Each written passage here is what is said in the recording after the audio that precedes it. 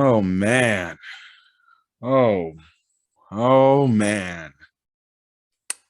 What a movie. What a movie. Obviously, if you guys obviously clicked on the video and you guys obviously can tell what shirt I'm wearing my Spider-Man t-shirt. And let's give it up. What a good freaking movie. What a great film. Oh my goodness. Oh my goodness. Anyways, let's get the formal introductions out the way first. Hey guys, this is Camfrey15 back at it with another video for you guys, and I'm here to talk Spider-Man No Way Home.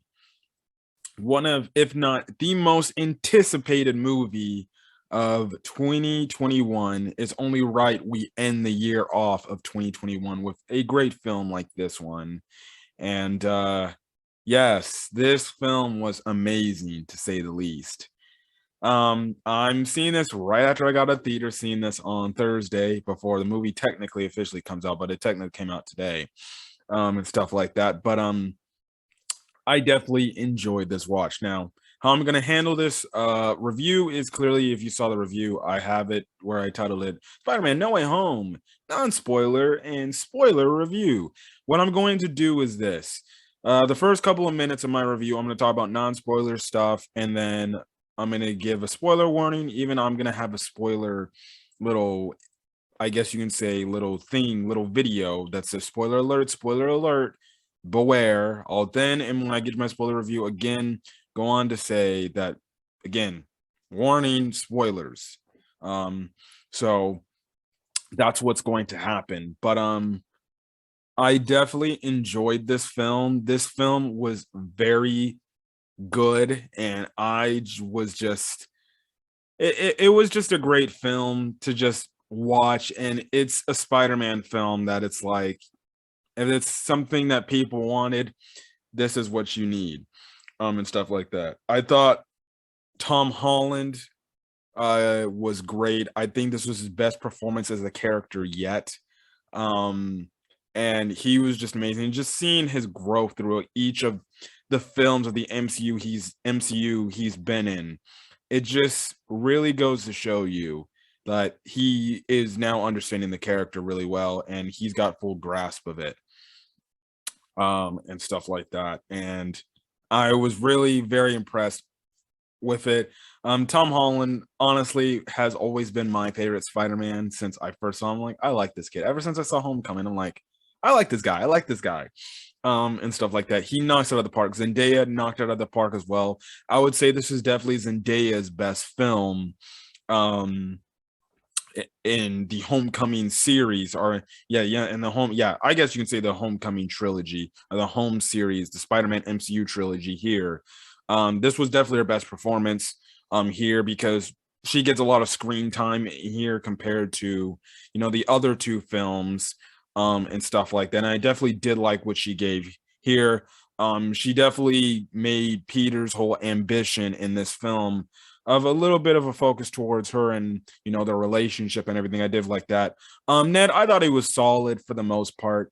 He honestly kind of isn't in the film as much as I thought he was. Yeah, he's in the film a decent enough amount.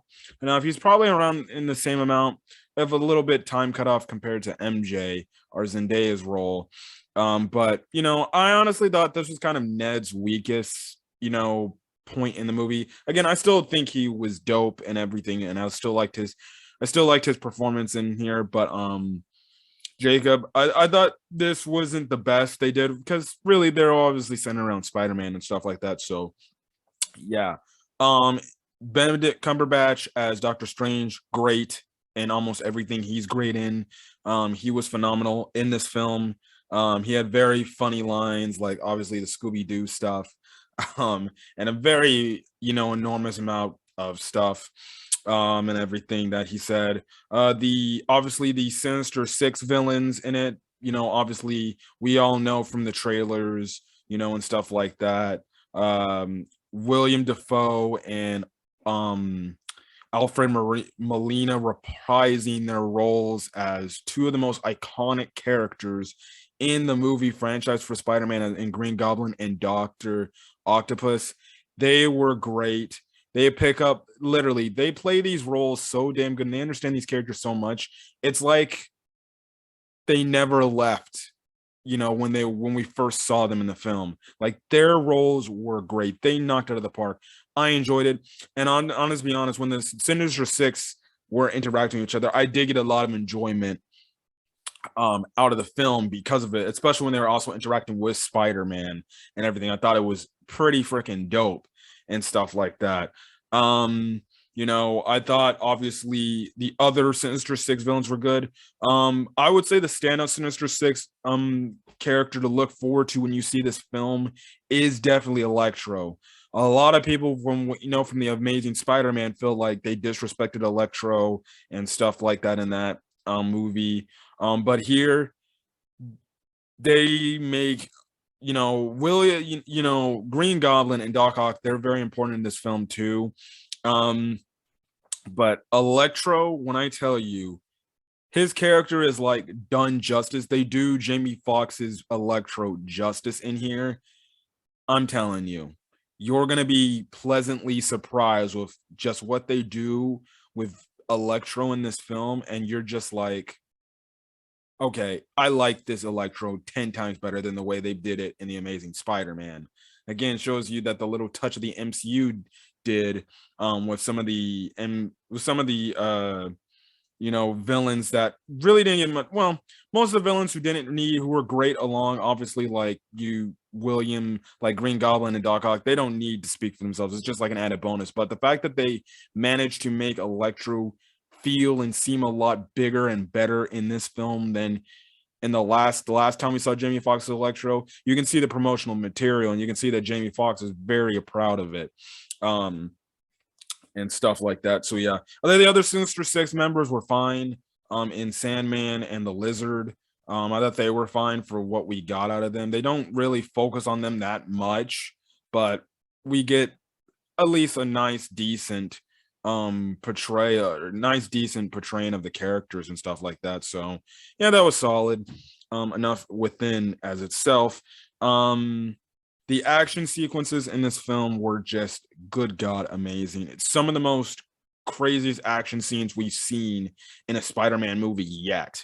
That Doctor Strange versus Spider-Man fight in the movie was mind-blowing. And I'm telling you, see it in the theater, it's mind-blowing. It's going to mess with you. The final battle, crazy enough as is, and stuff like that.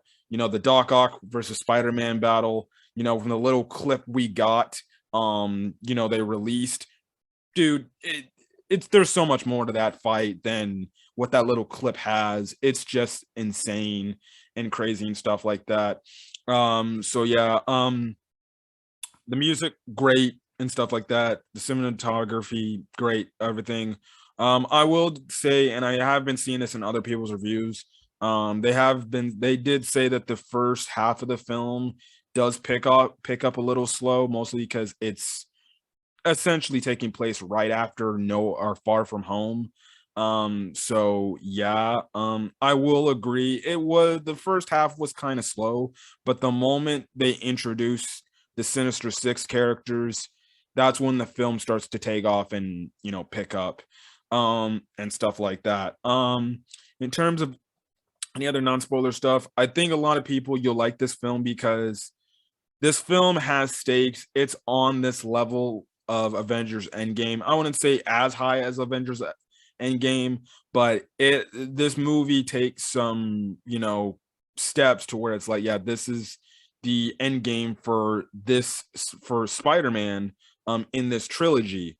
And what they can definitely do with the future of this character, it's just, well, the world wonders and stuff like that. And to say, in some cases I predicted how this movie was going to end in a way. I figured it. I did get it right. I'm not going to say it here. I'm going to say it in my spoilers section and stuff like that. But this movie definitely takes the whole story aspect of Peter Parker. In the other films we see, in Far From Home and Homecoming, we saw how he grew a bit of how to learn how to become a hero. But if you ask me, this is his true understanding of how Peter understands this is what I need to do. This is how I need to become Spider-Man truly here. Um, this film does that. Um, this is what this film incorporates. Peter understanding who he is as a character and why he truly is Spider-Man and what he needs to do with the mantle of being Spider-Man. So yeah, and then like I said, there's a lot of repercussions in this movie that happens to make him gets to the point he gets to. But yeah, that was it. So I definitely enjoyed this film in terms of obviously my favorite Spider-Man movies. In terms of live action, because I know if you want to add Into the Spider-Verse, I'll leave that separately for now. In terms of live action Spider-Man, um, I know a lot of people say Spider-Man 2 is their favorite and it's the best one, but this movie, I can understand if some people say this movie tops Spider-Man 2 in my opinion. I think it's better than Spider-Man 2 in my opinion. How I would rank the Spider-Man movies is I personally rank the Spider-Man movies Far From Home or no. My number one is No Way Home. I Homecoming was my second favorite Spider-Man film, then Spider-Man 2, um, then Far From Home, Spider-Man 1, The Amazing Spider-Man, Spider-Man 3, and then The Amazing Spider-Man 2. That's how I'd rank my live action Spider-Man movies up to this point. I know you find it funny. Oh, you ranked Homecoming over Spider-Man 2? Really? Yes, I like Homecoming a lot more than I do Spider-Man 2. I do love Spider-Man 2. It's in my top 3, so hey, that's something to do. But No Way Home, it's definitely up there, and I definitely can understand why somebody would say I like this over Spider-Man 2. Um and stuff like that. So yes, I definitely did enjoy it. I definitely do think this is a movie people should see. I understand the whole COVID concerns, especially with the Omicron variant out there now. But if you can see this in a theater, please do. Like, you know, the reactions long enough just other people reacting are good enough to see, and I think this is a movie that needs to be seen in theaters instead of waiting for whenever I guess it decides to go on Disney Plus um and stuff like that. So yeah, please do see this in theaters. Don't wait for it to come out on like a streaming service or DVD. It won't do you any service, and then two, you'll just be killing yourself with the potential spoilers or if you get spoiled in this movie. And like I said, I did not get spoiled leading up into this film. I actively stayed off social media as best I could. And I still didn't end up getting spoiled. And it was great to see these scenes and not get spoiled at the same time. And I definitely had a blast enjoying the film, watching it. And I definitely do think people need to see this. If you're fans of Spider-Man, definitely. But if you're fans of the MCU, you definitely should check this out because this movie definitely has implications on the future of the MCU and everything. So yeah, that's kind of what happens and stuff like that. So yeah, again, that's my thoughts on Spider-Man No Way Home, my non-spoiler thoughts. And like I said earlier in the video, I'm going to get into my spoiler review. So again, I'll do a little quick cut to a little short video that's a spoiler alert, spoiler alert. But again, spoiler warning for people going to check out my spoiler section. So when you guys see the movie, whenever you do, please come back to the video and get my thoughts on the spoilers and stuff like that.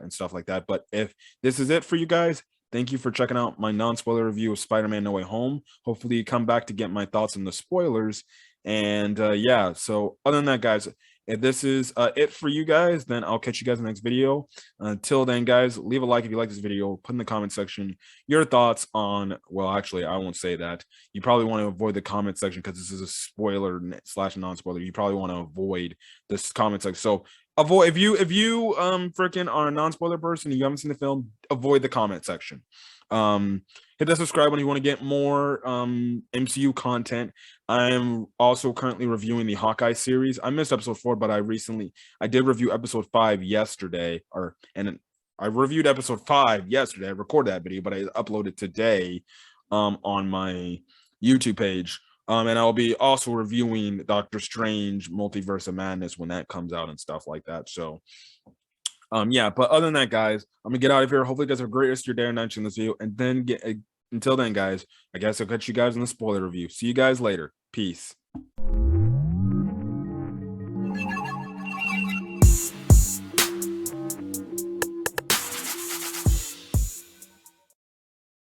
Hey guys, back with the spoilers discussion of Spider-Man No Way Home. Again, like I said, spoiler warning if you have not seen Spider-Man No Way Home. I don't know why you would even get past my little quick video I just had where it said spoiler alert, spoiler warning. If you're still here, I'm gonna say this again, spoiler warning. If you do not want to get spoiled on Spider-Man No Way Home, do not come or do not watch any further from this point in time, because I don't want you crying over the freaking type of movie and stuff like that. So yeah, hold on a quick second, real quick. Okay, sorry for that quick break, but anyways, like I'm saying, we're here for the spoilers discussion and we're gonna talk about spoilers. So again, last warning, click off if you do not want to get spoilers about Spider-Man No Way Home. Anyways, let's get on to spoilers discussion. So again, Spider-Man No Way Home picks up right after where Spider-Man Far From Home takes place.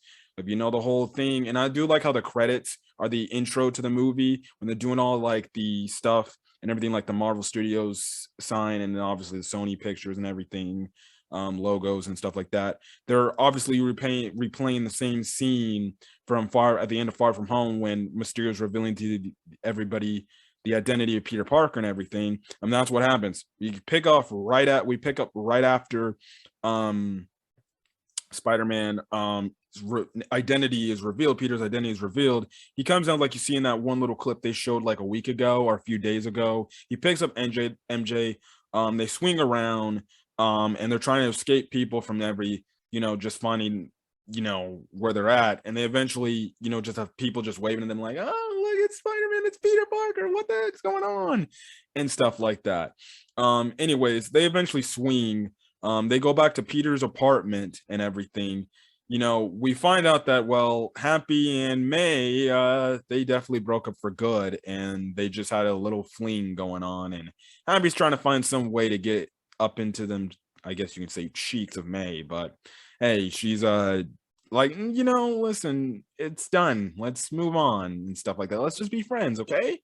And stuff like that. And it involves them walking into a scene where they think Peter and MJ are about to like have sex or something, because Peter has his shirt off because he was changing from his Spider-Man costume and everything. But this is when it's revealed to Happy and May that now everybody knows his identity. They know he's Spider-Man and stuff like that. And guess what? Things are going from bad to worse, to the point like the freaking federal guard is getting involved. They arrest Peter and everything, and they're interviewing him, May, Happy, Ned, MJ, because they think they're accomplices in Spider-Man's, I guess, with Peter Parker, and that he killed Mysterio and everything. And there's a whole faction within the movie that's like, there's people that are for Spider-Man, but there's some people that are for Mysterio and they do not like him. They're like, oh, you killed Mysterio, yada, yada, yada, and stuff like that. So anyways, what happens is Peter ends up getting out of this whole situation from the standpoint of not getting these charges pressed on him and everything, because spoiler alert again, and this is to Hawkeye. If you have not seen Hawkeye, I click off too, because I'm just spoiling anything. Any tie-ins to any other Disney Plus TV shows or movies, your fault. In other words, funny enough, this past Wednesday in this week's episode of Hawkeye, episode 5, at the end of the episode, again, spoilers for the series Hawkeye. Click later, zoom on later into the video so you don't get spoiled by this, but I don't care. This is a spoilers discussion. You're expected to watch damn near every Marvel content by this time. Anyways, we know at the end of the Hawkeye episode, we saw that Eleanor Bishop was meeting up with the Kingpin, which we got revealed that, okay, the Kingpin's now in the MCU. Essentially, because of this, a lot of people, when they saw this, like, well, if the Kingpin's in here, well, there was rumors about Charlie Cox being in this film as Matt Murdock. And yes, we see Charlie Cox as Matt Murdock, Daredevil, appear in this film.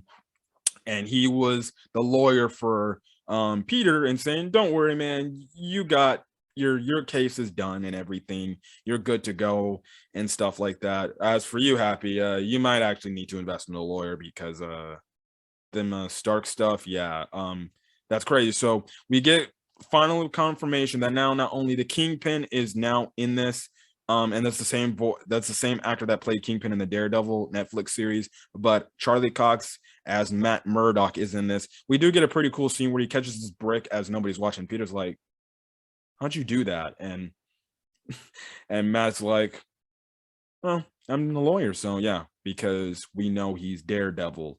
So it's already implied that he's already Daredevil at this point in time and stuff like that. And he's doing vigilante crime and stuff like that, and yada yada yada. So yeah, which again, I'm guessing it's gonna take a while, but they'll probably maybe announce a Daredevil movie announcement or maybe a Daredevil Disney Plus TV show now that Charlie Cox is confirmed to be in the MCU alongside his nemesis, the Kingpin, even though Kingpin is more of a Spider-Man villain. But guess what? We could potentially get a Spider-Man and Daredevil team-up film where they work together to try to take down the Kingpin, which I think is pretty damn gonna be a dope-ass movie. Anyways, everything's in some case is back to normal. Peter's able to go back to school and everything, and stuff like that. The only problem is, well, there's still crazy crowds that appear at school and people still know that he's Spider-Man. Now it even makes things a lot more awkward that his fellow classmates know that he's Spider-Man. And I loved it how freaking Flash Thompson, he now considers Peter Parker like his best buddy because, oh, he's Spider-Man. I find it hilarious that he loves Spider-Man so much. Now he's like buddies with Peter Parker now. He's like, because he later calls him in to like get a whole thing about MIT later, which is kind of a coverage of the first half. Essentially, we find out that Peter, MJ, and Ned, they're all trying to get into MIT to go to college and plan to go to Boston. And I forgot to make a mention too, but I guess it's even better I've saying here. When I tell you, they make a lot of references in terms of line delivery compared to the other Spider-Man movies, because we know in the final act who shows up. They make a lot of freaking references to the past Spider-Man movies, like certain scenes, like some things like the whole thing about the line delivery about MJ and Peter going to Boston for MIT and saying that Boston has crimes and stuff like that. Well, it's a callback to the Amazing Spider-Man 2 scene when Peter and Gwen reconciled and they get back together, and Peter was willing to go with Gwen to England in that film. And he said essentially the same thing Peter said in this film, like, oh, England, they got crime and stuff like that. They make a lot of references and jokes like that. Like they even say, like they have Peter say a line like, that's not my problem. Obviously, if from the very first Spider-Man, he goes and say, well, that's not my problem and everything. So yeah, that's the whole thing there. And stuff like that. So yeah, they're talking about going to MIT and everything, and they're like, well, if we can't go there, then we got backup colleges and stuff like that we can end up going to and everything.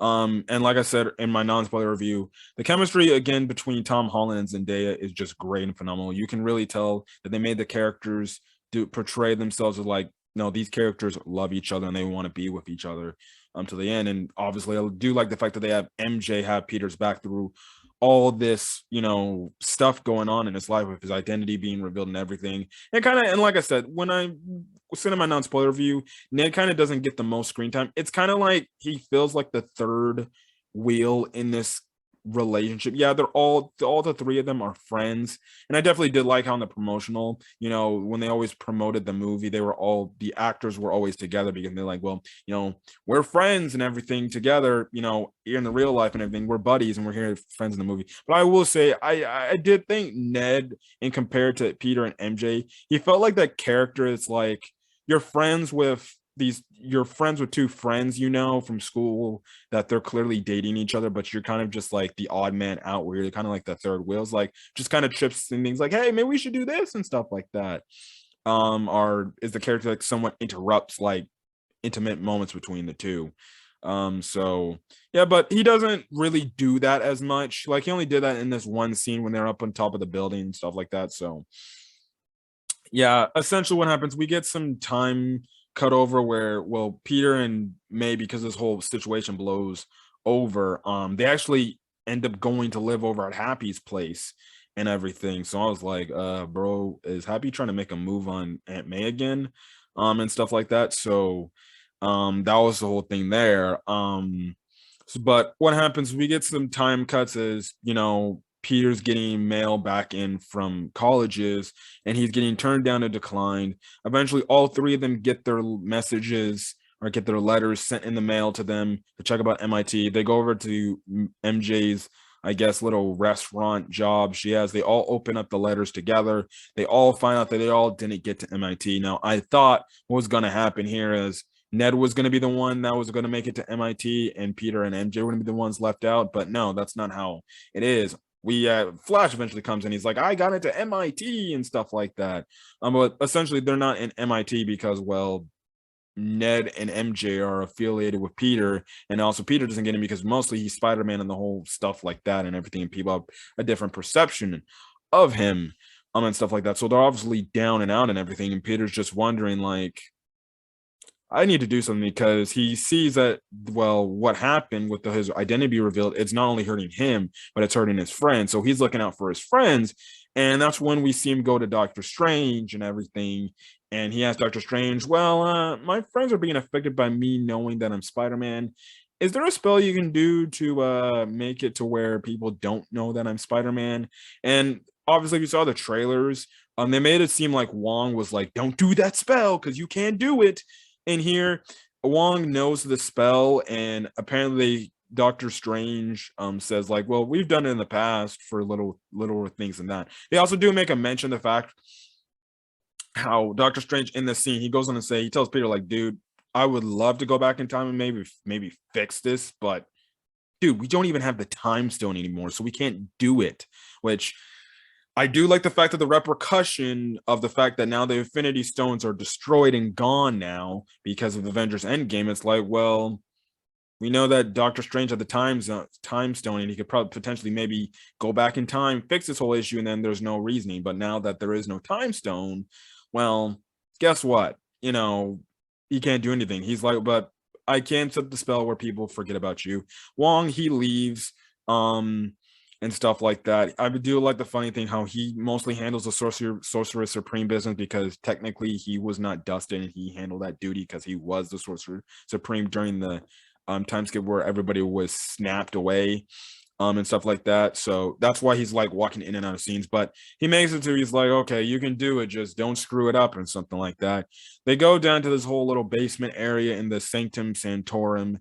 And we see, like, obviously in that little clip we saw about Peter tampering the spell, Peter's just trying to freaking have like all these people know about him staying as Spider-Man and stuff like that.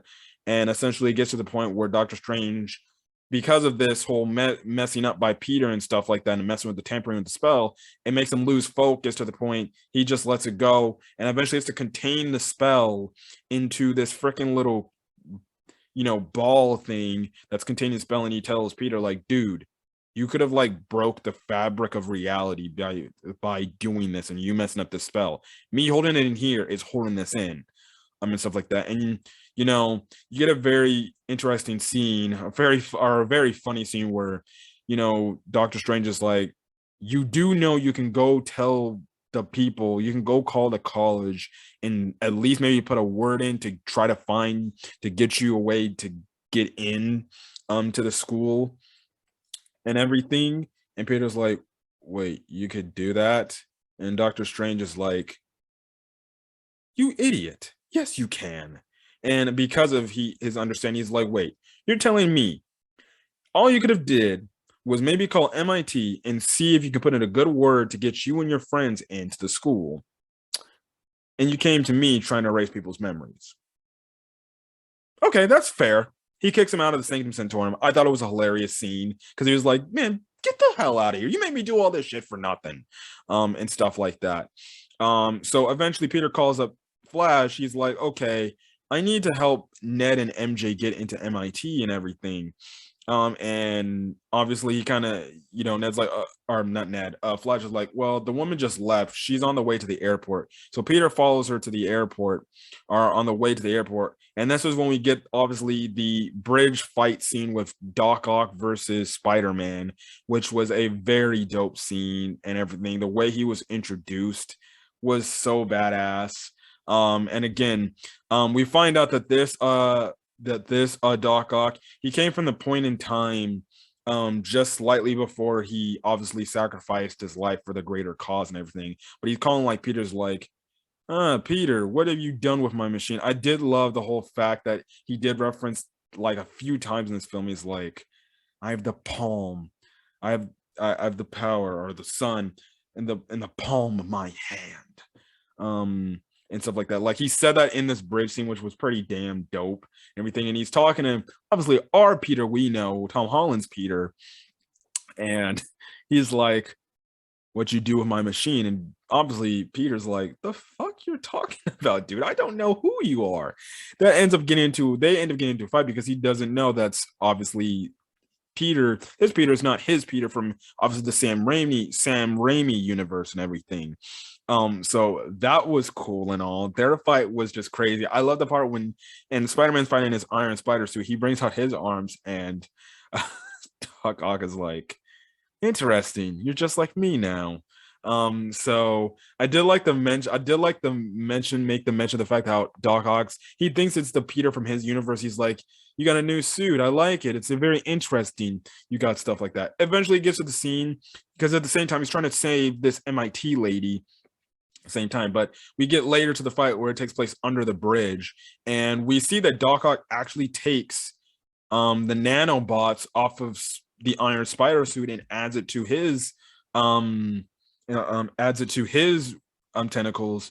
And obviously, Otto is like, nanobots, I never thought you were cool about this, Peter. And it's looking like, it's gonna be over and everything. He looks like he's gonna impale him, but he doesn't. Because obviously Peter switched the helmet part of the nanobots to his chest area. It only cuts off his tie, really.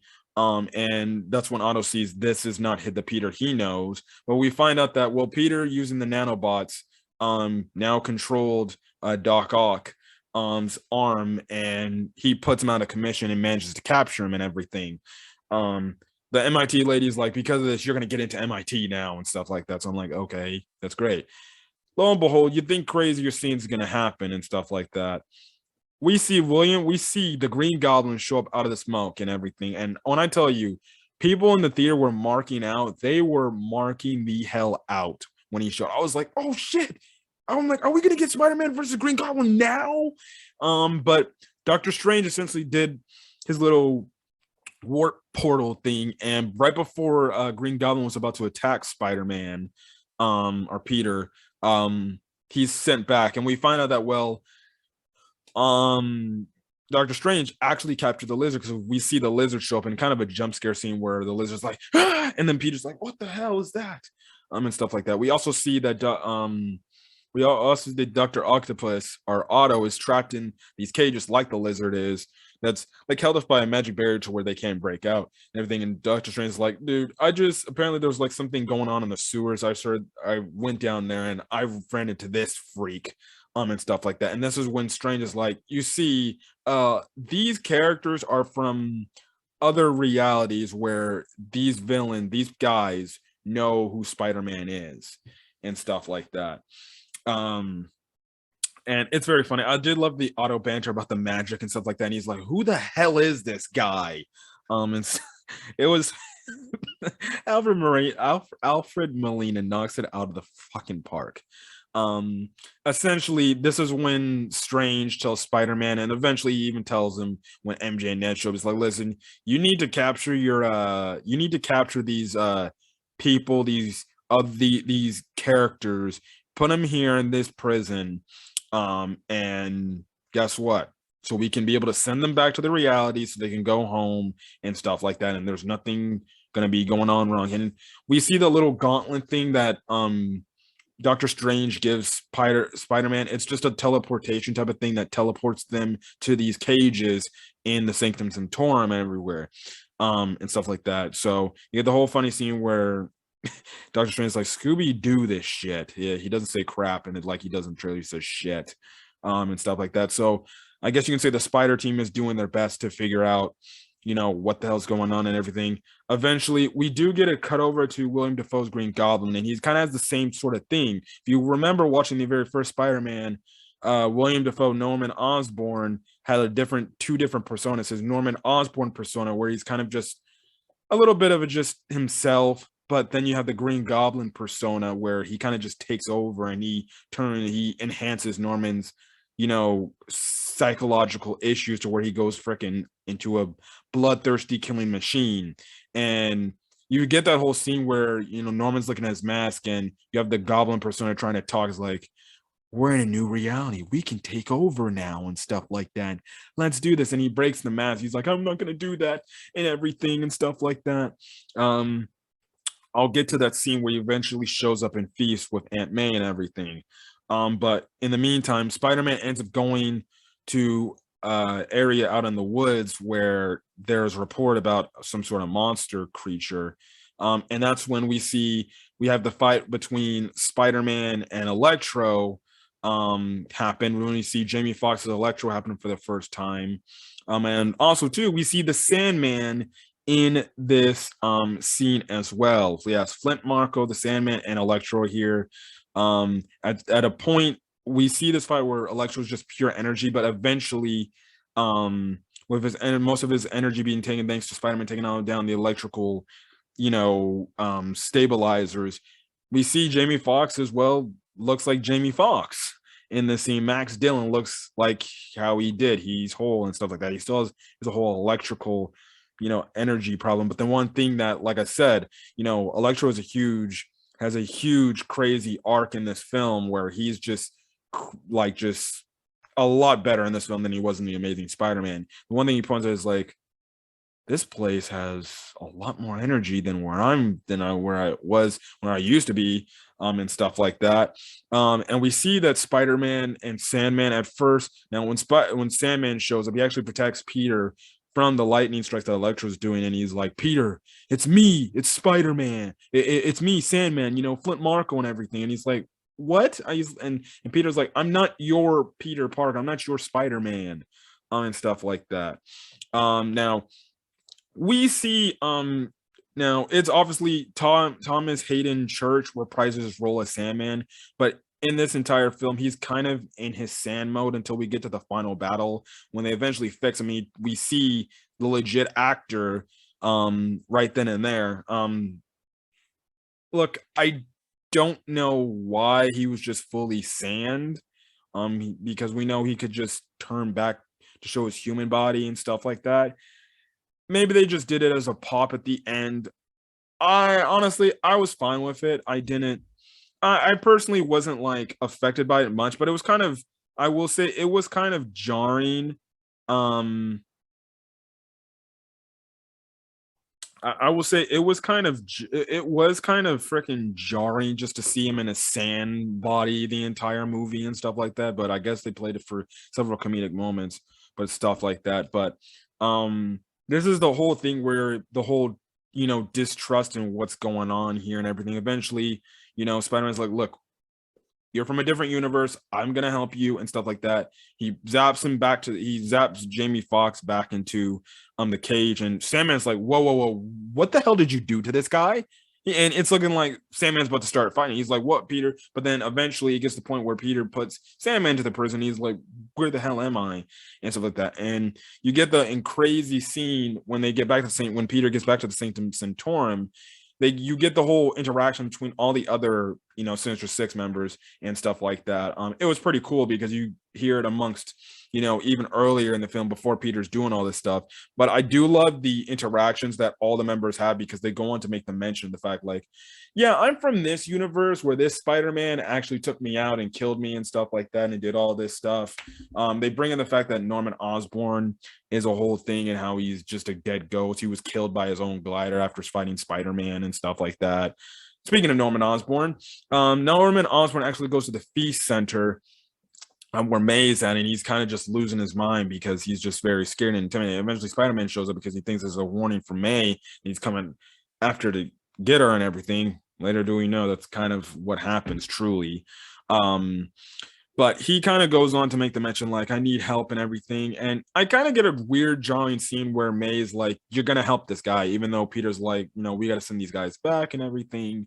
But May is like, no, you're gonna help these guys because that's your job. You're going to help them, whether you like it or not. So Peter's like, okay, I'll help these guys. So eventually they take Norman back. I do like the whole interaction with the characters from the same universe. They know of each other. Like when Doc Ock sees Norman, he's like, Norman? He's like, you're supposed to be dead. And obviously, Norman is like, what the hell are you talking about? And he's like, you got impaled by the glider when you were fighting Spider-Man.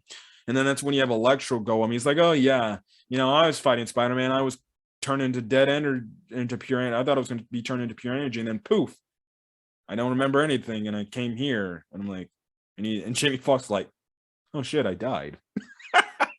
I found it hilarious too. Sandman goes on to make the mention about how Ock died and stuff like that, because he actually telling Peter's like, yeah, Goblin died this way, and then Ock, you died drowning in the bottom of a lake after fighting Spider-Man. The Lizard, we see the Lizard talking. I forgot the actor's name, it's like Riss Ifren something. And he starts talking. He's like, well, technically I didn't die. I just went to jail. But I was stopped by Spider-Man because I was trying to turn. And it's funny because Electro's like, boy, you were trying to turn people into fucking lizards, essentially. And the Lizard is like, well, yes, it seems like it was a good idea. And stuff like that. And he's like, and Electro's like, wait, would you turn me into a lizard? He's like, yes. And I'm like, dude, the banter between the Sinister Six members was fucking hilarious. I enjoyed the hell out of it. I was like, bruh, I just fucking cracking up. I can see this over and over again. It was hilarious. With what they did with the characters, the Sinister Six characters, as they're in the cage, just talking to one another, just saying like, yeah, this is how I die. Oh, really? You died like that? Oh, this is how my Spider-Man interacted with me and I ended up getting killed, even though, like I said, Lizard and Sandman are like the only two exceptions, because I really technically didn't die. Like 3 of them died, and stuff like that. And technically in this film, they're the Sinister Five mostly, because there's not 6 of them: Doc Ock, Green Goblin, Electro, Sandman, and the Lizard. It's 5 of them. So yeah. Eventually it gets in the scene when Doctor Strange comes with this cube, and he's like, and Peter's like, what the hell's that? And he's like, oh, this is the cube that's going to send them back to their own times and stuff like that.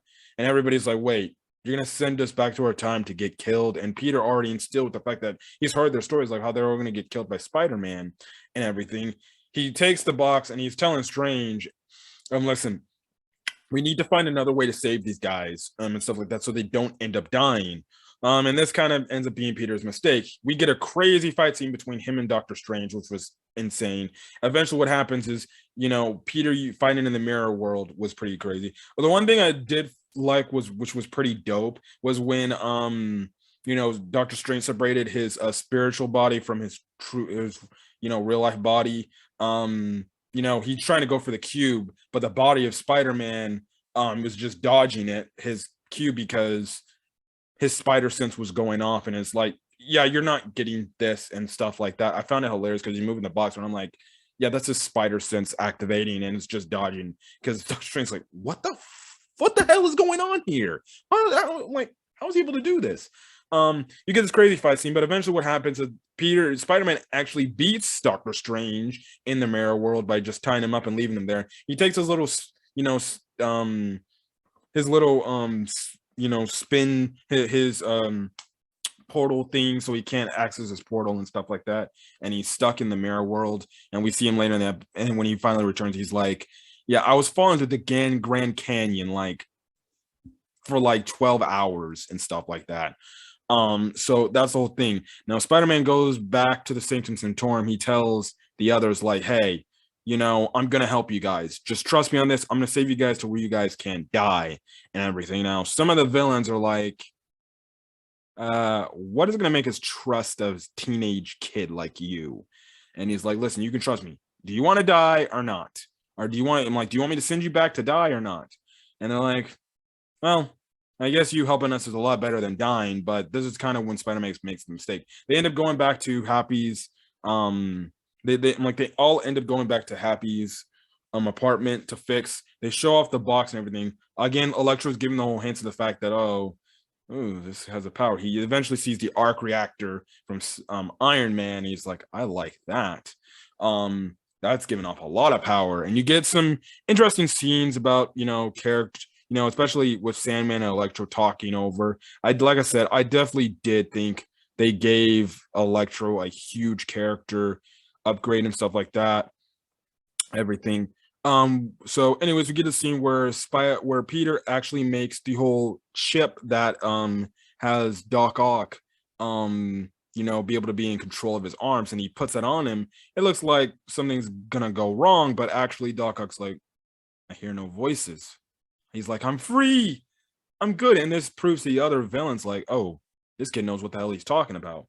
So the next person they were looking to fix is obviously Electro, and he puts this one thing on his chest where it's like it's going to zap all mostly electrical powers, the electricity out of his body, so he won't have access to his powers no more and everything, and he'll be cured and everything.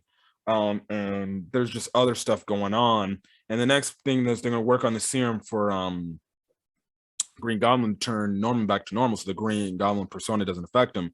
But you get a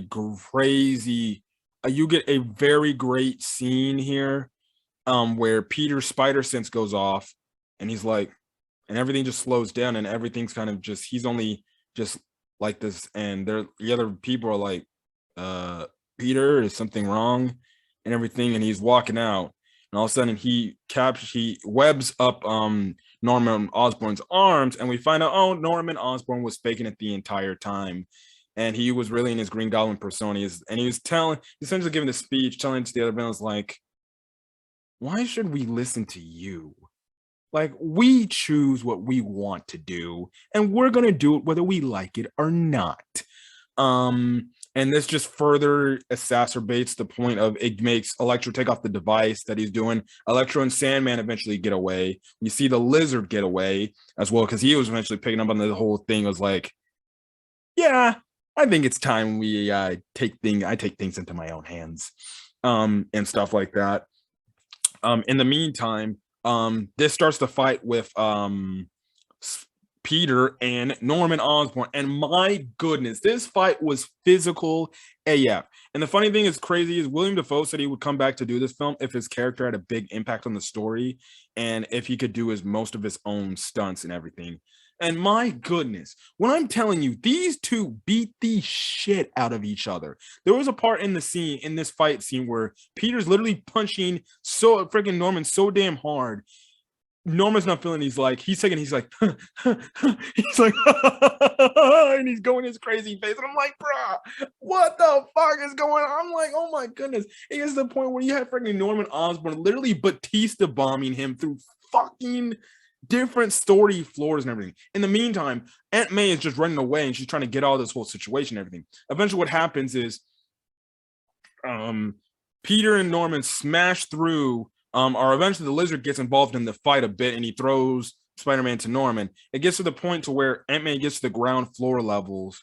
Now J. Jonah Jameson is out here, and he's trying to call out Spider-Man and trying to think like, oh, Spider-Man's doing all this crap and stuff like that, and he's got a villain and everything.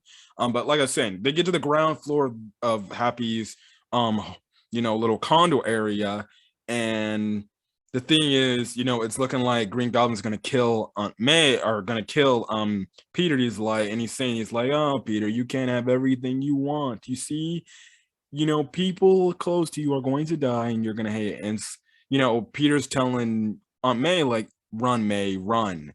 But in a scene similar to the very first Spider-Man, Goblin calls his glider down, and it's like the whole thing where the glider shoots through, it hits May. And I'm like, it hits May. Peter, Goblin gets back on his glider. And he's like, you see, Peter, your loved ones are going to die, and I'm gonna do it. He fires up the pumpkin bomb. It's looking like he's about to throw it to May. Peter tries to almost catch it. He fumbles it, but it explodes. It fires off. He gets away. Spider-Man's badly damaged and stuff like that. Goblin leaves. Craziness happens, and craziness is ensuing. In the meantime, Peter gets up, pretty badly damaged. He's like, I think I got broken ribs. May eventually gets up a bit and stuff like that. And this is one of the most, it's one of the most emotional moments in the film. And my God, it almost brought me to cry. And you get the whole scene where May is like, listen, you did the right thing.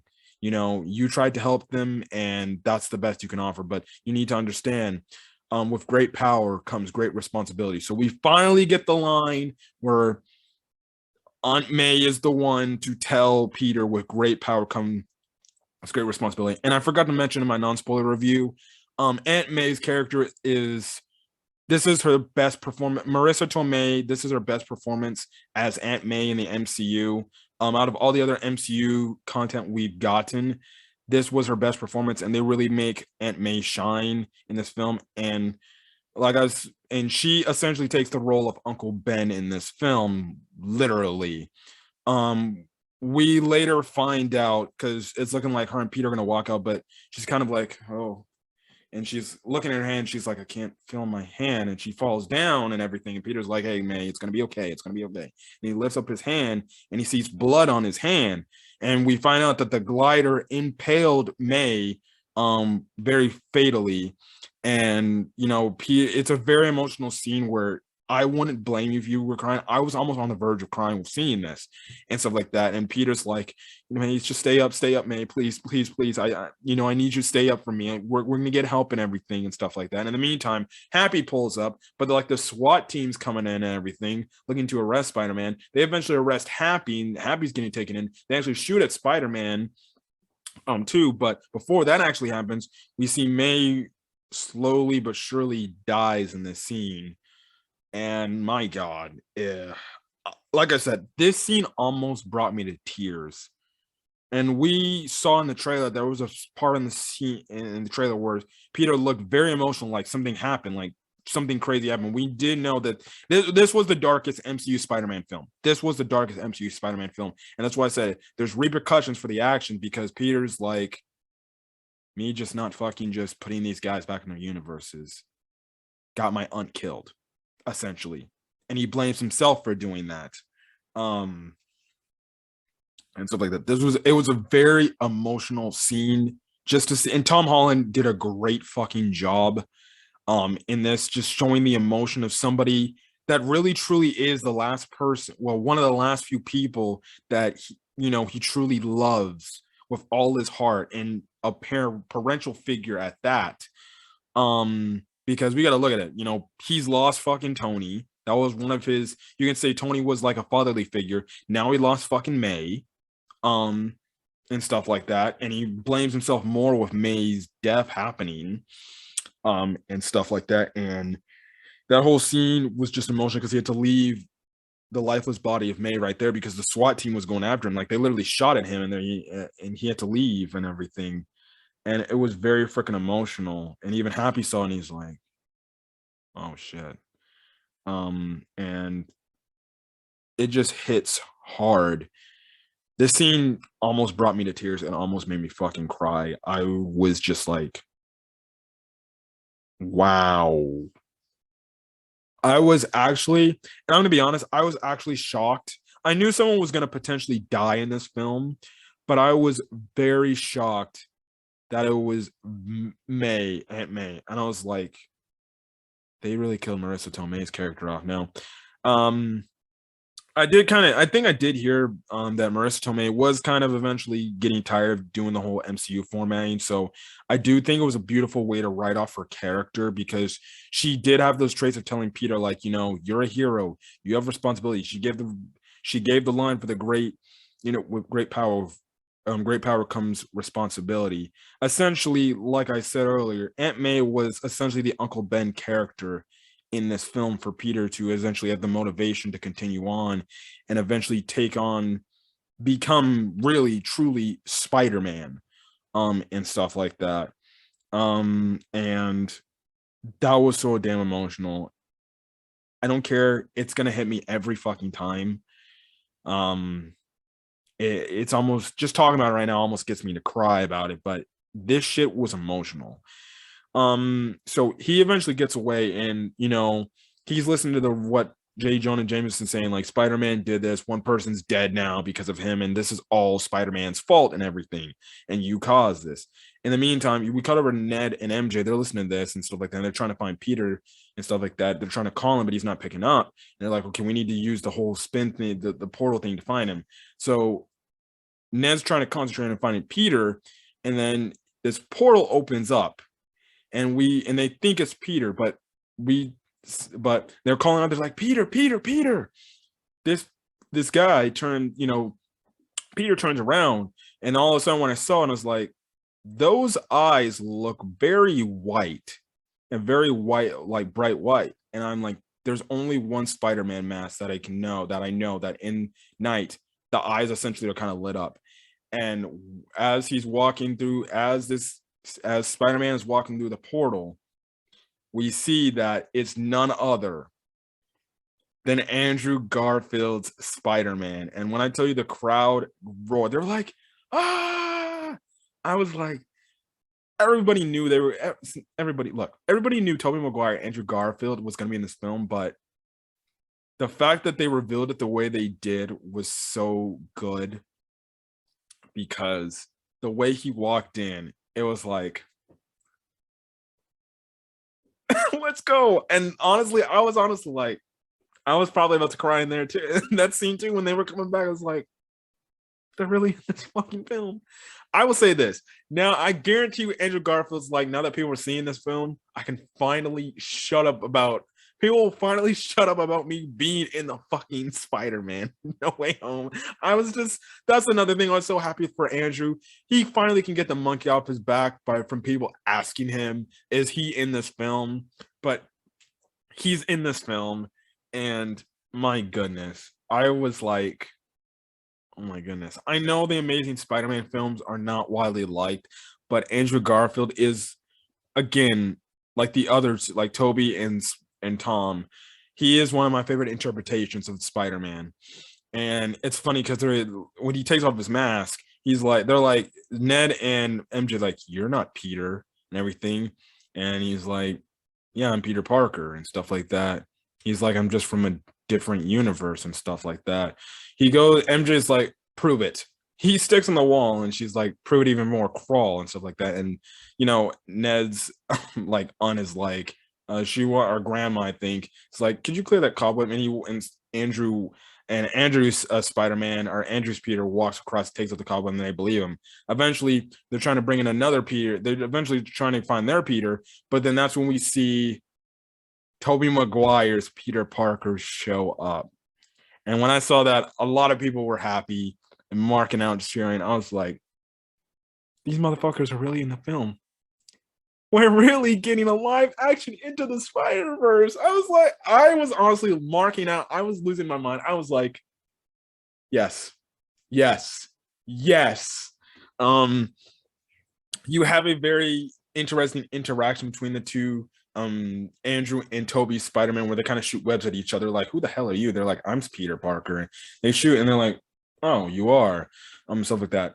Eventually, what happens is they both go to say, well, we're looking for somebody and stuff like that. I think we were looking for your Peter and everything. And they're wondering where their Peter could be on the MCU Peter Parker, Tom's Peter could be. And that's when MJ's like, I think I know where he's at. And they find out that, well, he's at the top of the school building where him and MJ hung out a lot, just to stay away from the public and everything. And you have a very emotional moment where Ned and MJ embrace Peter with the fact that he lost Aunt May and everything and stuff like that. And he's like, I'm done. I'm gonna put them back where they belong and stuff like that. You're gonna give me the box and everything, and I'm gonna take them home. It was my mistake. I got May killed. It was my fault. Yada yada yada. And then we see Andrew and Toby's Spider-Man come down, and they talk to him. And this was another heartstringing scene where the emotions are fucking pulling at you. And it's just like, when these characters are introduced, we get continuations of their storylines of when we last saw these characters in their own representative movies. And you know, Tom's Peter is telling obviously the other two, Toby and Andrew, like, listen, this happened, I got her killed and everything. It's my fault and everything. And Andrew's the first one to speak. His was a lot more emotional than Toby's. Not to say that Toby's one was not emotional. Toby's kind of speech to Tom in this scene was kind of just more of a whole thing of, the whole great power comes with the whole great power comes great responsibility. The whole scene of saying, well, I did this whole thing and me doing this, it didn't really get me nowhere. But the scene that obviously could hit a lot of people the most is, again, if you have not seen the Amazing Spider-Man films, again, spoiler warning, you have to see the Amazing Spider-Man films to understand. But the thing is, we know in the Amazing Spider-Man 2, Peter failed to save Gwen from the Green Goblin, which I found it very iconic or very ironic that, in a way, the last two villains in terms of Green Goblin killed very big role characters of Spider-Man. This Green Goblin, even though it's not, the MCU version of the Green Goblin, it's Toby's Green Goblin, killed Aunt May. And in Andrew's universe, well, his Green Goblin killed Gwen. And he gets into very emotional from the standpoint, telling Tommy, like, listen, I lost somebody I love, Gwen. I lost her. And I had so many emotions at the time and I couldn't get over it. And I had this rage and this thing and it put me in despair. And he's telling, like, I don't want that to happen to you. Like, don't get those feelings. It's going to be tough, but you got to pull through. You got to understand and stuff like that. And it's very emotional because, and look, Andrew Garfield does a great scene. He was great in this film. Andrew was great when it comes to the emotional moment here. Because we know Andrew, we've seen him in his own movies, how he gets very emotional in those scenes. And when he was telling Tom's Peter, like, about his story, he got so damn emotional where it's like, it's hard for him to talk about. Like, we get a pickup to, like, yeah, he's still doing Spider-Man stuff, but it's hard for him to go out every day because of what happened in the Amazing Spider-Man 2. Toby's Peter speaks up and he's like, you see, because we see Tom's like, I want to kill that motherfucker. I want to kill the Green fucking Goblin. I want to kill him for what he did to May. And Toby says, like, I can completely relate to how you feel. He's like, listen, when my Uncle Ben died, I tried to go after the killer responsible for doing it. And I did. And he ended up dying. And it didn't fix anything. I felt nothing. Because it didn't bring Uncle Ben back. Essentially telling, Tom, like, look, dude, yeah, you can say you want to kill this guy, but killing somebody isn't going to bring the one who died back. It's just going to leave you hollow inside. It's the whole thing about, trying to take revenge and stuff like that. How if you try to get revenge on somebody who killed a loved one of yours and you do end up killing that person, you're going to feel nothing inside because, well, guess what? It's not like you're going to freaking bring that person that, you cared about back from the dead. You just are left hollow and you're just a murderer. You're a killer, and stuff like that. And that's the whole thing there. And, they'll say, listen, we understand what you're going through. And Tom's it's like, well, May told me about great power comes great responsibility. And they like look at each other like, that's what our Uncle Ben told us. They're like, and stuff like that. So yeah, and everything. So what happens next up is they all work together in this one lab room to find ways to stop the villains. And obviously, since Peter and Toby and Andrew's Spider-Man dealt with these villains in the past, they know ways to cure them and fix them and stuff like that. So they come up with a plan. The whole scene was freaking funny. Like, just understanding, we get some, I do like the whole scene where we get a nice emotional scene with MJ and Peter, Tom's Peter. And they both say, like, we're going to get through this together and everything. And you see, Andrew's Peter look at this, and Toby's Peter speaks up and everything. He's like, you have a loved one? And obviously Andrew's like, well, I had one, and it's complicated and stuff like that. And Andrew's Peter asks Toby's Peter, he's like, how about you?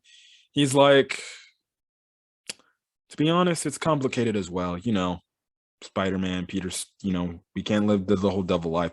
So, and stuff like that. But Toby's like, we're making it work the best we can.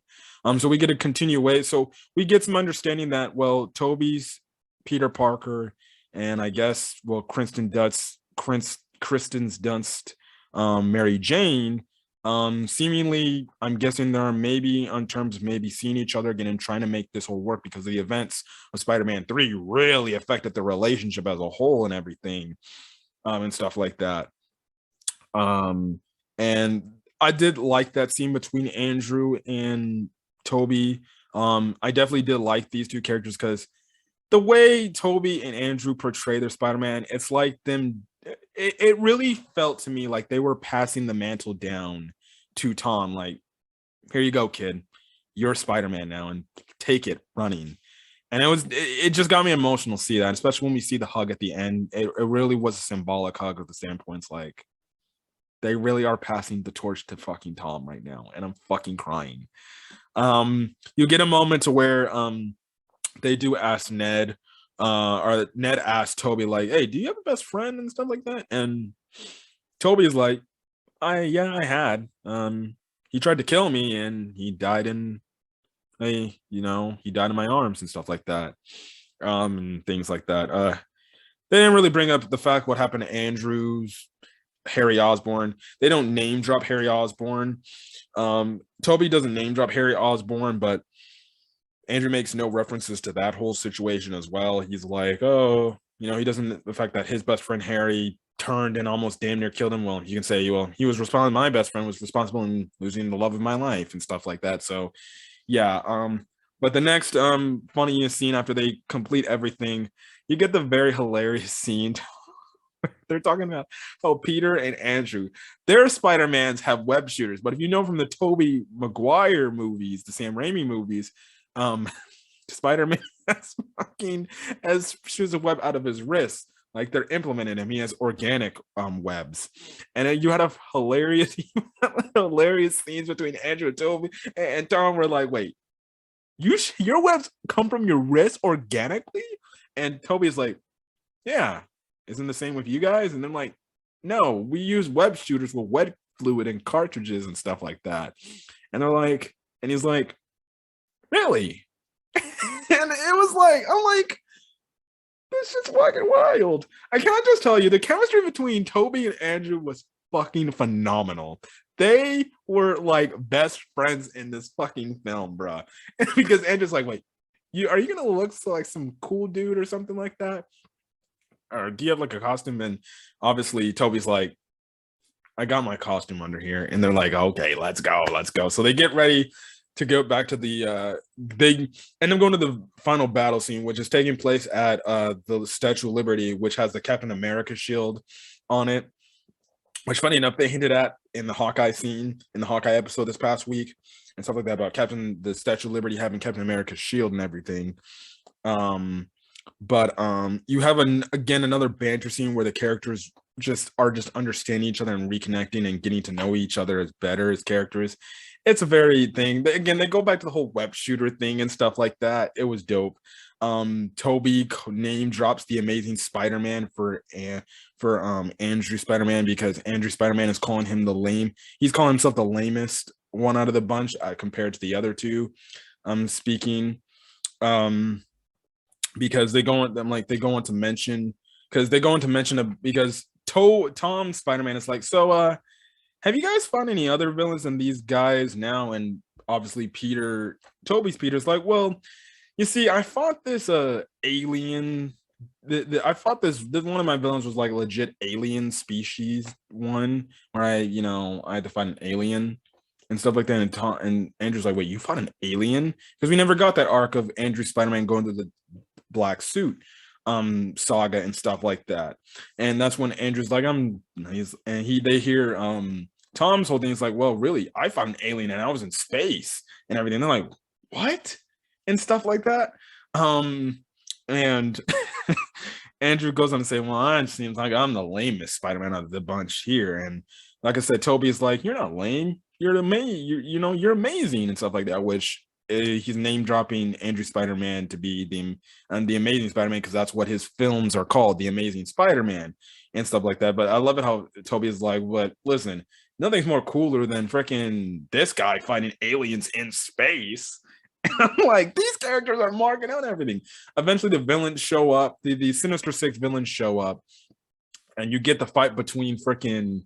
You have a crazy fight, man. The banter between all the Spider-Man's dope and everything. It's so good. I loved how Andrew's like, "Hey Max, I'm back. You remember me and stuff like that." In the meantime, they're trying to hide the box because the villain's trying to get the box back so they don't freaking get sent back to their own worlds. To essentially, in their eyes, they're feeling like they're going to be sent off to go die and everything. But eventually, they pass on the box to Ned and MJ, who created a portal, but they can't close the portal and stuff like that. So you get these interesting scenes, these interesting fight scenes. You have Tom Spider-Man versus Sandman. You have the rematch between Andrew and Electro and stuff like that. Electro is like, I'm a lot stronger this time, Spider-Man, than compared to last time. You have Toby Spider-Man going up against the Lizard and everything.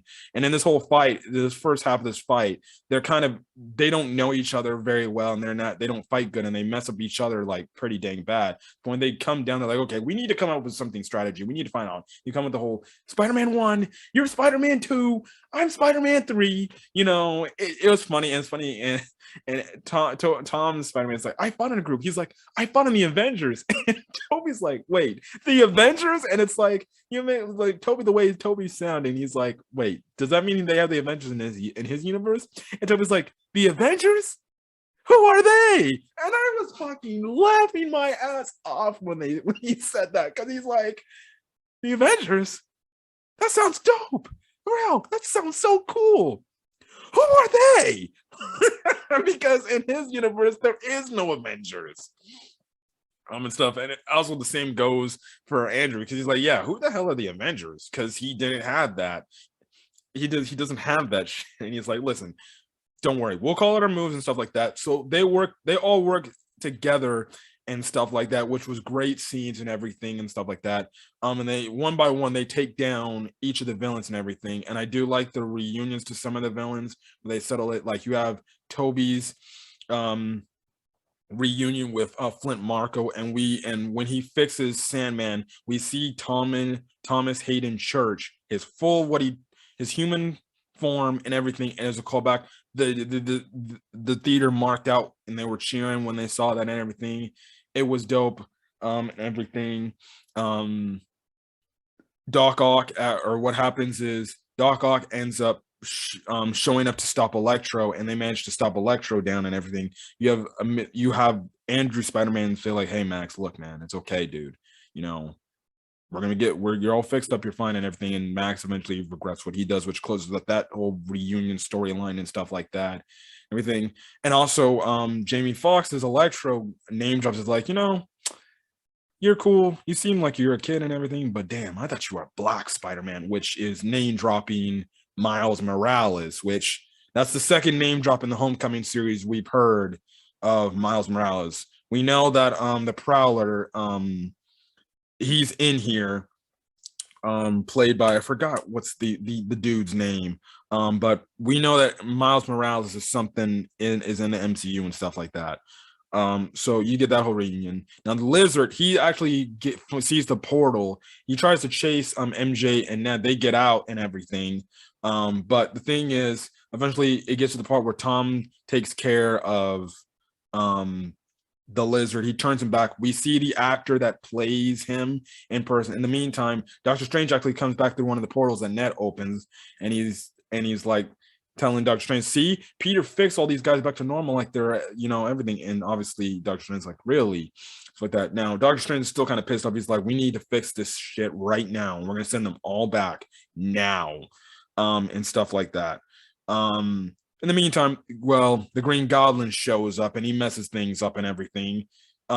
We see the scene where MJ's falling up. Peter is trying to save MJ, but Tom's Peter gets hit by the Goblin. He's taken for a ride, but we see And a lot of people predicted this. Andrew's Peter saves MJ. He saves her as a way of redemption for the mess up he made with Gwen, and you get a very emotional scene with Andrew's Peter Parker where he starts to cry as he's holding MJ in his arms, and MJ's like, "Are you okay, dude?" And Peter's just like, "I'm okay. Yeah, I'm fine." Because he's recalling the events that he failed to save Gwen in his universe, and a lot of people predicted he would be the one to save MJ falling, and it was a great scene, an amazing, nice scene of how he managed to do what he failed to do in the Amazing Spider-Man 2, and that saved her. I enjoyed the scene and stuff like that. Anyways, what happens is Tom's Peter, you get it actually, you get a reunion scene between Toby's Spider-Man and Doc Ock, and it was just great. Again, they named up the sun in the palm of my hand, and Toby finishes the line he says, and they reconnect, and you know, Otto's like, "You've grown, Peter," and he's like, "Yeah, I have." You know, it's great to see you again, Otto, and stuff like that. And it was a nice, heartwarming scene because it's like it's finally for once, this Peter interacting with his Otto Octavius, and they now with Otto Octavius having full complete control of himself, he actually understands what this Peter is referencing and talking about and stuff like that, and it's dope. Nice scene. In the meantime, we have Tom's Peter versus William Dafoe's Green Goblin, and my God, this fight was intense and crazy. I was just on the end of my sheet. You just have it to where this Tom's Peter is with just a vendetta of rage against for what William did, or what Norman did to Aunt May, and he's beating his ass. Oh my God, he was kicking the living shit out of Green Goblin. And it gets to the point he grabs his freaking glider. Everybody's watching this happen and everything. Also, too, yeah, everything's also happening too. Now, the one thing is the box when Green Goblin actually put a pumpkin bomb in the box, it explodes. So the gigantic spell gets out. It's literally breaking the fabric of the universe. Like I was watching a review. I think I didn't see it. I have to go see the movie a second time. But I think in that review they said, well, I think I saw the Rhino from Spider-Man, the Amazing Spider-Man 2 was in the whole cracks of the multiverse breaking and everything. So Doctor Strange is kind of containing all of that.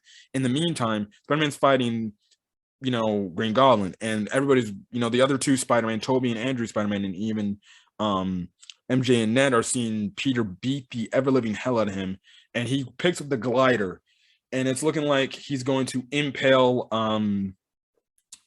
Norman, but Toby Spider-Man comes in and stops it, essentially further hinting like, you can't do this, you can't kill him because it's not gonna get you anywhere.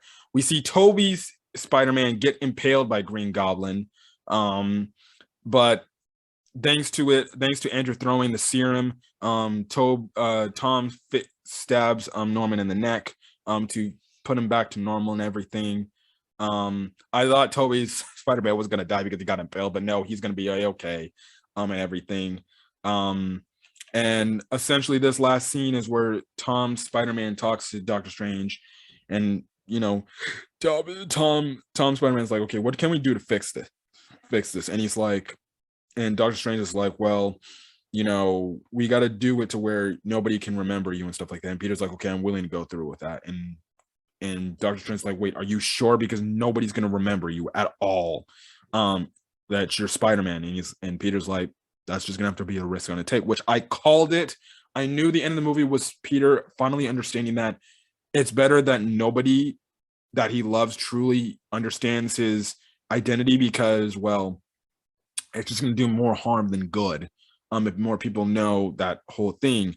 And that's funny because even Toby Spider-Man made a line of the fact, yeah, I don't really show people, that I'm Spider-Man because that's just me, and that's the point of a secret identity and everything, and stuff like that. So the thing is, we get a very emotional, nice scene with the Spider-Mans, Toby, Andrew, and Tom Spider-Man just talking to each other, and they're just like, yeah. And like I said, they have an emotional hug where essentially Tom Spider-Man is thanking Toby and Andrew for helping him out on this situation. And like I said, the way Andrew and Toby were kind of just arm in arm together, like, stuff like that. It really was like a passing of the torch when you say that hug and they're just watching that Tom Spider-Man go off and everything. And it's like, this really is a passing the torch for Toby and Andrew to pass the torch on to the Spider-Man, because this is now going to be the part where, Tom's Spider-Man's going to take off and he's going to be the Spider-Man for not forever, but for the next couple of years, essentially. And I definitely did enjoy that. You get a very emotional scene with Ned and MJ telling Peter, where Peter tells him, like, you're going to forget who I am and stuff like that. And you get an emotional in between. They're like, you're going to find us, right? And you're going to make us remember. And Peter's like, yeah, I will. And you get a very emotional scene where MJ and Peter share, you could say, their last kiss with one another for now, I'm guessing. We don't know what's going to happen in the future of that relationship. They give their kiss. They both say they love each other and stuff like that. Strange casts a spell. Everybody forgets about it. And then because of this, all the villains from the other universes are disappearing. Ott goes his way with everybody. And then Andrew and Peter, they're like, oh, I guess this is it. Well, peace. See you sometime later. And Toby's like, yeah, peace. They disappear. They go back to their own universes. And, well, the things are happening. We get a cut to J. Jonah Jameson talking about the final battle, seeing about what happened, but he doesn't know who Spider-Man's identity is, because he's like, he should just take off his mask and reveal who he is. So some time has passed. And we see Spider-Man's walking to the restaurant that MJ is at, and he's got something saying of how he's going to tell them. And he just doesn't have the heart to tell MJ. And the thing is, Ned and MJ know nothing about Peter. They don't know him at all, under no circumstances now. I'm kind of confused. I thought they just wouldn't know that he's Spider-Man anymore. Not that they would stop being friends, but okay, I guess it just lives. I guess it just heightens the stakes a lot more. The standpoint, the decision that Peter made was like, oh no, they literally forgot about who you are and stuff like that. Because in some cases, Spider-Man is what made them all become friends. So it would make somewhat sense that they would forget about Peter, because Spider-Man impacted them to that. And you have a scene where it's looking like Peter's going to tell MJ that, all this stuff and everything, but he sees the bandage from the, obviously the final battle she got. And he doesn't have the heart, and he's like, you know what, I'll see you around, and stuff like that. And he realizes, no, it's better to keep the people I care about the most out of the dark and make them understand that I'm not Spider-Man and everything. You get a very nice scene with Happy, who doesn't know that's Peter, at the graveside of Aunt May. So Aunt May is confirmed dead for good. And they both say how Spider-Man led them to May. Now, Peter doesn't reveal to Happy that, well, he's Aunt May's grandson, or he's Aunt May's nephew, and everything, and they kind of go their separate ways and everything. I think Happy makes a mention about Tony and everything in this whole scene, and he goes a separate way. And the last few scenes in the movie has Spider-Man renting out his own Spider-Man renting his own apartment. So he's living in an apartment all by himself. Which I think you get another line where I think the rent keeper is like, I'll make sure I want my rent by the end of the month and stuff like that, which I think is obviously a comment tie-in to the same Raimi Spider-Man's. And honestly, the way this little apartment, it's slightly bigger than the Toby apartment he had, but he has his own apartment now, like he does in the comics, and even in the first Spider-Man, trilogy we got with Sam Raimi. And we cut over, some time has passed. We see obviously I forgot what you call those machines that he used to make his costume, and Spider-Man wears his costume, but it isn't the costume. It isn't the Stark costumes we've seen in the last 3 movies.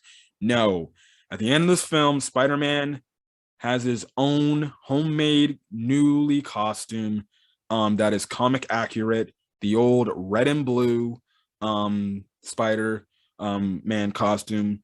We don't get it like him stopping. He's just doing the whole movement thing where he's just swinging around New York and everything. And it looks the way it looks like it's taking place.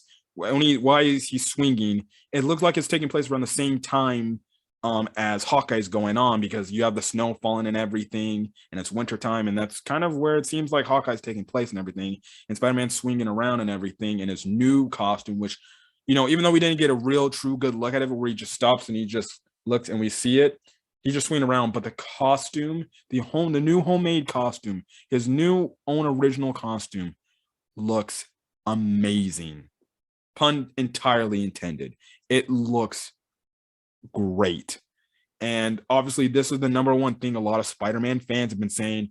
When is he going to make his own homemade, Spider-Man suit? When is he going to stop relying on Tony Stark? Well, because now that people forgot about him, the other Avengers and stuff like that, and Doctor Strange, they now forgot he's Spider-Man, and Spider-Man's looking on his own. Well, now the Spider-Man is going to do things that are more comic accurate. So in a way, they soft rebooted Spider-Man in the MCU going forward, to where now Spider-Man is gonna be his own man. He's gonna be more comic accurate to the Spider-Man from the comics, because a lot of people were like, MCU Spider-Man's cool, but there's some things he relies on too much and stuff like that, and I don't like them. That was a lot of downturns. That was a lot of a downturn to Spider-Man. I also forgot to mention how he gets the gold integrated Spider-Man suit. It was because Dr. Octopus gives him his nanotechs back, his nanobots back and everything. But again, like I said, Spider-Man makes his own costume at the end of the film. Comic accurate, nice. It looks really freaking nice. It's also pretty good to finally see old classic red and blue again. Listen, I did like the red and black suit, but I really do hope, because I know in the Spider-Man PS4 video game, they put the integrated and the inside out, Spider-Man suit from this film in here. I really do hope after some time has passed, they put the end scene Spider-Man the end scene Spider-Man costume in the film after some time came out for this film, like maybe a month or two, and then maybe Spider-Man PS4, hey, we're gonna put the ending suit of Spider-Man Far From Home, or No Way Home in this film now, or in the game now, so you can play it and we can see what it truly looks like.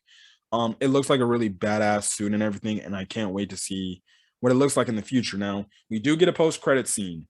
Post-credit, so these are spoilers to Venom Let There Be Carnage. If you have not seen Venom Let There Be Carnage, please click off. Thank you for checking out the review, yada yada yada. But spoilers obviously advised. Obviously, we know at the end of Spider-Man or Venom Let There Be Carnage, we saw that Eddie Brock and Venom just went to an island after the events of that movie, and they ended up in the MCU at the end in his post-credit scene. Well, here we get a whole scene where he's talking about Iron Man, saying, oh, wait, there's a guy in the suit, and he's talking, essentially, this one guy is recapping all the events that happened all night. They talk about the Hulk and everything, and it's funny because Venom's like, oh, you thought the Lethal Protector was a terrible name. Look at the Hulk. That sounds like pretty freaking crazy. A very interesting fight. Venom versus Hulk. Shit. And stuff like that. They witnessed the whole snap and Thanos and everything, but eventually we see Tom Hardy go back to his universe, the Sony universe where he's at and everything, and he goes back. So we don't get Tom Holland Spider-Man versus Tom Hardy, because before that happens, he's like, well, I'm gonna go meet the Spider-Man character, and then that's when obviously he's gets sent back to his universe. But the thing we see left here is the fact that, well, he left a trace of the Venom symbiote behind in the MCU. Yes, it's seemingly like we're going to get maybe in Spider-Man 4, we're going to get maybe this black suit Spider-Man in Spider-Man 4, and it's going to be crazy. And I'm like, oh, now the question is this little left imprint of the Venom symbiote gonna still have some of the Venom characteristics from the Venom movies? We don't know, or and stuff like that. We don't know if they're gonna just do this. So in other words, we're gonna have a Venom from what Sony's doing, and then we're gonna have a Venom in the MCU, which I think is freaking cool. Um, I can't wait. I saw that. I was like, we're getting a black suit Spider-Man arc and stuff like that. With all the fact that now, Spider-Man's gonna be on his own and stuff like that. It's gonna be crazy and stuff like that. Honestly, the thing is, the question is gonna be going for the future of Spider-Man. Now, the end credit scene is we get a trailer to Doctor Strange Multiverse of Madness. I'm not gonna go much into that because the trailer looks dope and everything, and I can't wait to see that movie. Now, in terms of the future of where the MCU can take Spider-Man, well, you got obviously the black suits, arc they can do in a film. Now, will they have Tom Hardy be Eddie Brock in, well, the MCU as well? We'll find out when the time comes. Or we don't know if they'll just recast a different Eddie Brock character, and stuff like that. We also don't know if this is going to be it for Zendaya and Ned and Jacob's characters and Ned and Zendaya. I don't think they will be. I think Zendaya's character, MJ, will stick around. But with the fact that this is the whole thing now, I definitely could see it to where, they introduce other love interests for Peter. I did watch a review say, well, maybe they can introduce Black Cat now and soon like that. And we know that Black Cat and Spider-Man had a little fling and stuff like that. Maybe they reintroduce a Gwen Stacy, or maybe they give us a more comic accurate Mary Jane and a more comic accurate MJ. But personally, I think they're gonna keep Zendaya in this thing, and maybe they'll build it up to where, okay, Zendaya's gonna be intrigued by Spider-Man and Peter a bit, and maybe she'll re-fall in love with him, which I think is going to pay him. I think Zendaya's MJ is going to be the main love interest of the MCU Spider-Man films. We'll just have to see going forward. It only makes sense. So yeah, but it's gonna be interesting. But I really did enjoy this movie. The Tom and Andrew scenes, just coming back to reprise their roles as Spider-Man. It was really great. I really enjoyed the moment. And if this is any sign of something where maybe Sony's pitches to Andrew and Toby, hey, we want to give you guys at least one more solo film with you guys. Are you guys down to do this where we'll end your characters off for good? Andrew, let's give you that third Spider-Man movie we never promised you. Toby, let's give you that fourth Spider-Man film we wanted you. And if they listen, if they're willing to end their characters off in one more solo film, I'm totally fine with that. I think that would make Sony a lot of money. And it would be crazy. But I definitely feel like if that's not the case, I definitely could see it to where Sony eventually does a live action Into the Spider-Verse film. I definitely could see it to where they do a live action Into the Spider-Verse film where they have Toby Spider-Man, Andrew Spider-Man, Tom Spider-Man in it. Maybe they introduce Miles Morales. Finally, we get a Spider-Gwen thing here, and it could be those characters revolved around in this whole thing. But if the future is bright for the MCU in terms of everything, and it's even better, I think Toby and Andrew are both happy that they reprise the roles, and I think there's something that they're definitely going to be proud of. I really do hope we see them reprise the role as Spider-Man one more time, and if that's in a Spider-Verse film, or if Sony's pitches to them somehow, hey, let's have you maybe wear the character, be Spidey one last time. I'm more led to believe that they're going to do a live action Into the Spider-Verse film at some point in the future where we're going to see Tom and Andrew and Toby Spider-Man interacted again. And maybe they'll be like, hey, I remember you and stuff like that. They're like, oh, yeah. And then, we'll get other Spider-Man or Spider-Women, whatever, and stuff like that. But yeah, it's gonna be very interesting to see, but I definitely did enjoy this film. I had a blast watching Spider-Man: No Way Home. This movie lived up to the hype, and I'm definitely going to see this movie again. But I enjoyed it. So, anyways, guys, if you guys like the video, leave a like. Put in the comment. Well, do not put in the comment sections for people that are not going to be spoiled, so people don't have to get spoiled. But listen, if you're willing, just say spoiler warning. Just empty. But yeah, hit that subscribe button. You want to get more MCU content. The next MCU movie I'm going to be reviewing is actually the Eternals when it gets to Disney Plus finally, other than the Hawkeye series finale. And then after my Eternals review, I will be talking about Doctor Strange Multiverse of Madness with that craziness, because That's gonna be a crazy movie. But other than that, guys, thank you guys for getting my thoughts on Spider-Man No Way Home. Hopefully you guys enjoyed the movie if you saw it, and stuff like that. But yeah, again, I'm gonna catch you guys later. Peace.